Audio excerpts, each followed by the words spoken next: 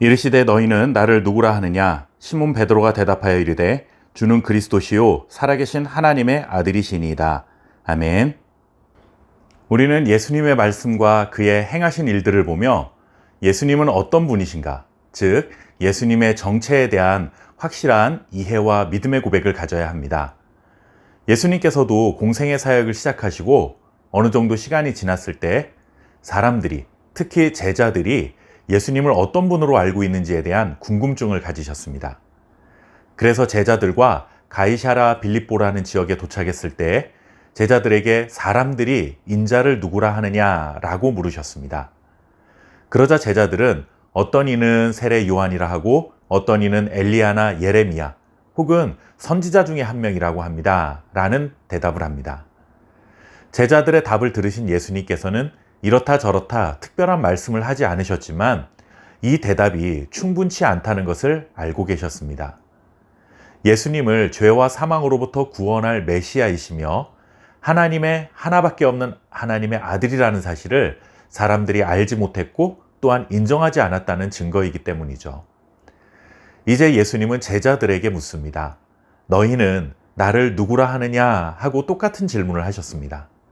이때 베드로가 가장 먼저 주는 그리스도시요 살아계신 하나님의 아들입니다 라고 답을 합니다. 제자인 베드로를 통해 예수님은 흡족한 대답을 들으셨습니다. 베드로의 답변은 예수님의 정체에 대한 정답이었을 뿐만 아니라 이것은 예수님에 대한 신앙 고백이었다라고 할 수 있습니다. 베드로의 답을 통해 우리가 예수님에 대해 가져야 할 신앙 고백이 무엇인지 알게 됩니다. 첫째는 예수님은 그리스도이십니다. 그리스도라는 말의 본래 뜻은 기름 부음 받은 자라는 뜻이고 구약 성경의 메시아라는 단어와 같은 말입니다. 성경에서 기름 부음 받은 자는 이런 의미를 갖습니다. 하나님께서 하나님의 일, 사명을 맡기시기 위해 특별히 부르신 사람들입니다. 구약 성경에서 왕과 제사장과 그리고 선지자의 직을 맡은 사람들에게 하나님께서 기름을 부어주셨습니다. 이렇게 기름을 붓는 행위는 그에게 하나님의 영이 임했다라는 의미를 담은 것이죠. 예수님이 그리스도이십니다 라는 이 고백은 곧 예수님은 하나님께서 주신 사명을 이루시기 위해 우리에게 오신 왕이요, 제사장이요, 선지자 되심을 믿는 신앙 고백인 것입니다. 두 번째는 예수님은 살아계신 하나님의 아들이십니다 라는 고백입니다. 이 말의 뜻은 예수님이 우리와 똑같은 인간의 몸을 입으셨지만 그는 병자를 고치시고 귀신을 쫓아내시고 무리를 걸으시고 풍랑을 잠잠케 하시는 하나님이라는 것을 고백한 것입니다. 우리와 같은 모습을 하고 있지만 동시에 우리와는 차원이 다른 신적 존재임을 믿는 것이죠. 베드로를 포함한 12명의 제자들은 어느새 예수님의 정체에 대해 분명히 알고 그것을 신앙으로 고백할 수 있는 자리에까지 와 있었습니다. 오늘 우리에게도 묻습니다. 과연 우리는 예수님을 어떻게 알고 있으며 예수님에 대해 어떤 신앙을 고백을 가지고 있습니까? 세상을 살다가 지치고 힘들면 위로해 주시는 따뜻한 위로자이십니까?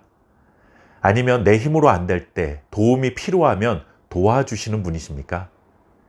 인생에 어려운 문제가 생기면 상담해 주시는 상담자이십니까? 사람의 능력을 뛰어넘는 초월적인 능력으로 우리를 지켜주시는 분이십니까? 물론 다 맞는 말입니다. 어느 것 하나 예수님의 모습과 연결되지 않는 것은 없습니다. 하지만 이것은 본질이 아닙니다. 이것보다 우리가 먼저 예수님에 대해 알아야 하고 고백해야 할 것은 예수님은 나의 모든 죄를 사하시고 사망에서 구원하시기 위해 나를 찾아오신 구원자 그리스도라는 고백을 가져야 하며 예수님은 완전한 사람이지만 동시에 완전한 하나님이시기 때문에 지금도 살아서 언제나 나와 함께 하시는 분이라는 신앙의 고백을 가져야 합니다. 예수님에 대한 올바른 지식과 온전한 신앙 고백을 가지고 살아가는 저와 여러분 될 수 있기를 바랍니다. 감사합니다.